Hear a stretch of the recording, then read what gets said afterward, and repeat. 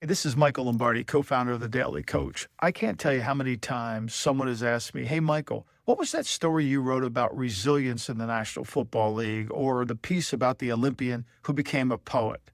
Now, instead of scrolling back through emails, you can ask our new AI search engine to access those stories. With access to every story we have written over the past 6 years, just type in what you're looking for and pull it up, and a dozen of articles will appear.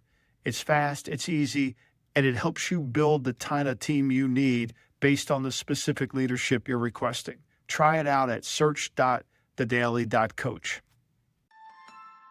Welcome to the audio version of our Daily Coach newsletter, a reading of some of our greatest hits from more than 6 years of email newsletters that have been read by tens of thousands of leaders and learners. If you want our latest newsletter delivered to your inbox every day, you can subscribe for free at thedaily.coach/subscribe or follow the link in the description. The pep talk in the bathroom. He was down big and defeat seemed imminent. So before the third set of his Wimbledon quarterfinal match, Novak Djokovic went to the bathroom, stared into the mirror, and began talking to himself. Bathroom break was the turning point, he would later say. Djokovic dominated the next 3 sets against Jannik Sinner and captured his 7th Wimbledon title. But it was those brief moments staring intently at his reflection that might be the most relevant for us. We often like to believe that the elite in our industries out-achieve their insecurities, that their victories have erased any lack of confidence that might have ever existed. But it's not really accurate. Despite his monumental accomplishments over a decade plus, Djokovic admitted even he still has to routinely fight self-doubt. Stephen Curry has acknowledged this too, as has Tom Brady. The inner battle is often the biggest gap that exists, Djokovic later said, and silencing the internal critic is frequently the crucial challenge for any leader. Djokovic, however, clearly has a strategy for these self-doubt moments, and it's one we might be wise to apply too. When these instances occur, step away. Staring endlessly at a problem is rarely the way to solve it.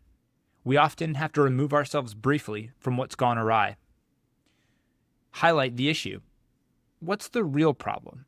Is there a tactical adjustment we need to make, or is it simply regaining energy and shifting our mentality? Create realistic self-confidence. Recall some past personal achievements or formulate some reasons for why we're more than capable of getting through this current challenge. Look for the minor breakthrough. When we're facing hardship, we often just need something positive to happen for the trajectory to change. It could be an opponent's mistake or just making incremental progress on a problem. But when we see something positive occur, we need to believe the tide of adversity is turning and that we now have an opportunity before us. Whether we're a high school sports coach, CEO, or superintendent, we have an obligation to prepare our teams and ourselves for inevitable instances of self-doubt. But the difference between succumbing to these and pushing through isn't simply physical skill or a lucky break. It's an ability to get ourselves in front of the mirror and believe in its reflection.